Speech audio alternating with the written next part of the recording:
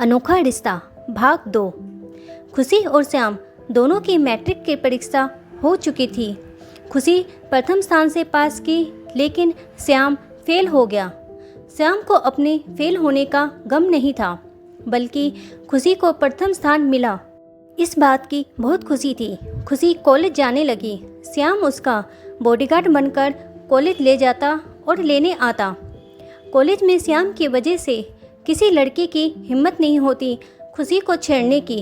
श्याम का दिल डोल ही ऐसा हो चुका था कि लंबा कद पुस्त शरीर देखकर ही लगता एक साथ 4 को मार सकता है। खुशी का ग्रेजुएशन कंप्लीट होने वाली ही थी। घर में अब शादी की चर्चा होने लगी। यह खबर जब श्याम तक पहुंची तो श्याम बेचैन हो उठा। कॉलेज से आकर खुशी और श्याम बाग में अपने उसी जगह पर बैठे थे जहां रोज का उन लोगों का बैठना होता था। रोज वहां बैठते श्याम अपनी मूर्तियों के बारे में बताता और खुशी अपनी दिन भर की कॉलेज की बातें। यही उनकी रोज की दिनचर्या थी। लेकिन आज श्याम का मन बहुत बेचैन था, क्योंकि आज ही उसके बाबा रामलाल ने कह रहे थे कि अब खुशी की शादी की बातचीत शुरू होने लगी है। रोज की तरह खुशी अपने कॉलेज की बातें कर रही थी।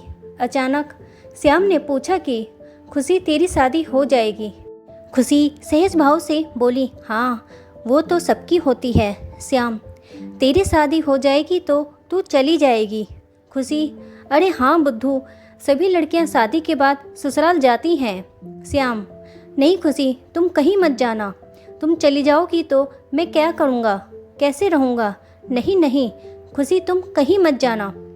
बच्चे के तेरे श्याम खुशी के गोद में सर रखकर रोने लगा। खुशी भी रुआसी होती हुई बोली, श्याम ये तो दुनिया की रीत है। हर लड़की को शादी के बाद अपने माँ बाप और मायके के लोगों को छोड़कर जाना पड़ता है। श्याम, खुशी क्या तुम भी जाना चाहती हो? खुशी, मेरे चाहने या ना चाहने से क्या होगा? श्याम, तो खुशी तुम मना कर दो ना। चाचा चाची भी तो तुम्हें कितना प्यार करते हैं, उन्हें भी तो दुख होगा ना जब तुम चली जाओगी। खुशी श्याम को उदास देख समझाते हुए बोली, अच्छा बाबा, जब होगा तब देखा जाएगा, अभी से क्या इतना सोचना। चल अपनी मूर्ति दिखा। मेरी एक सहेली बोल रही थी अपने लिए एक मूर्ति बनवाने के लिए, क्या तुम उसके लिए एक मूर्ति बना दोगे? श्याम, नहीं खुशी, मैं तो सिर्फ तुम्हारे लिए ही मूर्ति बनाऊंगा। इतने में शाम हो गई। खुशी घर चली गई, लेकिन श्याम का मन खुशी के दूर जाने की बात से बेचैन हो रहा था। फिर अगले दिन श्याम खुशी से, क्या तुम सच में चली जाओगी? खुशी कॉलेज से आने के बाद जब शाम के पास गई तो श्याम ने पूछा, खुशी तुम इतना क्यों परेशान हो रहे हो? अभी नहीं जा रही हो ना? श्याम, तो जाना ही क्यों है खुशी? खुशी, ये रीत है, शादी के बाद सभी लड़कियां जाती हैं। श्याम, शादी करना क्या ज़रूरी है? क्या सब दिन तुम यहीं नहीं रह सकती? खुशी, सभी तो यहीं रहेंगे, सिर्फ मैं ही नहीं रहूँगी ना। श्याम, मुझे सभी से क्या मतलब है खुशी? मेरी तो सुबह भी तुम्हें देखकर होती है और शाम भी तुमसे ही होती है। जब तक तुम मेरे साथ नहीं होती हो तब तक तो अंधेरा रहता है। तुम अगर चली गई तो मेरी तो सुबह ही नहीं होगी। खुशी, ऐसा नहीं कहते, एक ना एक दिन तो मुझे जाना तो पड़ेगा ही ना। जिससे शादी होगी उसके घर तो जाना ही है। श्याम, तो खुशी तुम मुझसे शादी कर लो, फिर तुम यहीं रह जाओगे, तुम्हें कहीं नहीं जाना पड़ेगा। खुशी, श्याम ऐसा नहीं हो सकता, शादी कोई मामूली बात नहीं है, बहुत सोचना पड़ता है शादी के लिए। शादी कोई खेल थोड़ी है, इसका फैसला बड़े लोग लेते हैं, हम थोड़ी ही ना ले सकते हैं। श्याम, तो ठीक है, मैं बाबा से बात करूँगा। श्याम को उदास देख खुशी को समझ में नहीं आ रहा था कि वह श्याम को कैसे समझाए। रात में श्याम बाबा रामलाल से पूछता है कि बाबा, खुशी की शादी हो जाएगी तो वो चली जाएगी? रामलाल, हाँ बेटा, बेटियां तो होती ही पराया धन है। ईश्वर करे कि खुशी को अच्छा परिवार मिले और खुशी बिटिया हमेशा खुश रहे। रामलाल बोल रहा था, लेकिन श्याम अपनी ही चिंता में खोया हुआ था। बाबा, खुशी की शादी मुझसे नहीं हो सकती। अचानक से श्याम बोल उठा, रामलाल, बाबरा हो गया है क्या? खुशी हमारे मालिक की बेटी है, हम नौकर हैं उनके, तुम्हारे दिमाग में ऐसी बात आई भी कैसे? भूल कर भी दोबारा ऐसी बात किसी के सामने मत करना। मालिक तक तो पहुंची तो नमक हराम कहेंगे हमें। रामलाल ने श्याम को फटकार लगाया। श्याम उदास होकर बोला, बाबा खुशी चली जाएगी तो मैं कैसे जीऊँगा? मैंने तो कभी सोचा ही नहीं कि खुशी कभी दूर भी जा सकती है। श्याम सिसकते हुए जमीन पर बैठ गया। रामलाल श्याम के सिर को प्यार से अपनी गोद में लेते हुए समझाया, बेटा संसार का यही नियम है। बेटियों को शादी के बाद अपने मायके के रिश्ते को छोड़ ससुराल जाना पड़ता है। तुम इतना उदास मत हो। श्याम के दिल का हाल खुद खुशी भी नहीं समझ पा रही थी, जिसके दूर जाने के नाम से ही श्याम की जान निकली जा रही थी, तो और कोई क्या समझता।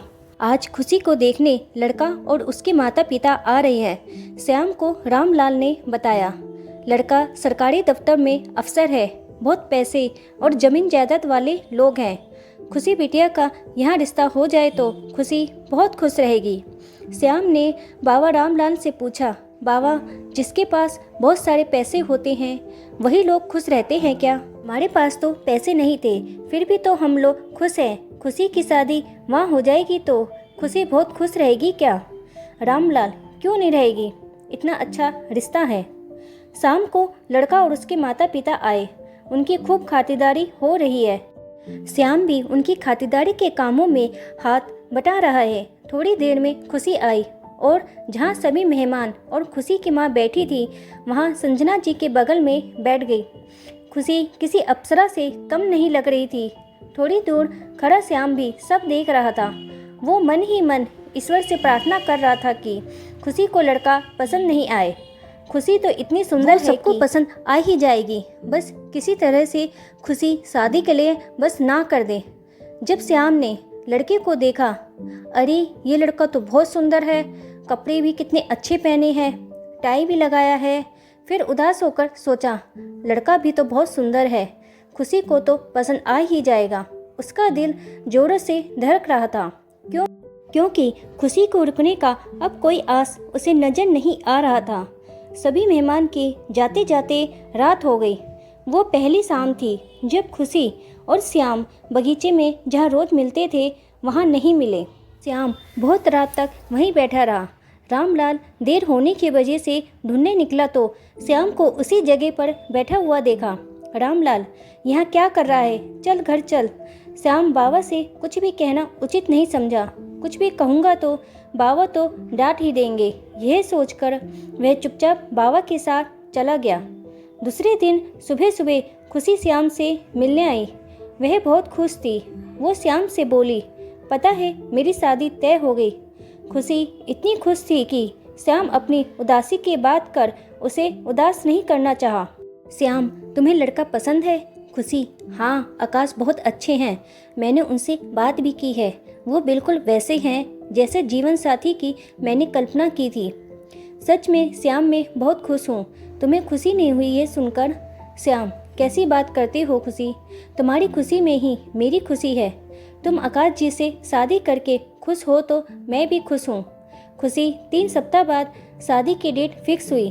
खुशी खुश होकर श्याम को बता रही थी और श्याम सिर्फ खुशी का चेहरा देख रहा था और सोच रहा था, जब खुशी इसी में ही खुश है तो मुझे भी खुश होना चाहिए। दोस्तों इसकी आगे की कहानी मैं अगली वीडियो में दूंगी, जिसे देखने के लिए आपको मेरे चैनल को सब्सक्राइब करना पड़ेगा, बेल बटन दबाना पड़ेगा, जिससे इसकी आगे की नोटिफिकेशन आपको मिल सके। और अगर आपको इसका पहला भाग देखना है तो इसका लिंक मैंने डिस्क्रिप्शन में दे दिया है। दोस्तों वीडियो अच्छी लगी हो तो मेरे चैनल को लाइक करें, सब्सक्राइब करें और शेयर करें। वीडियो देखने के लिए आपका धन्यवाद।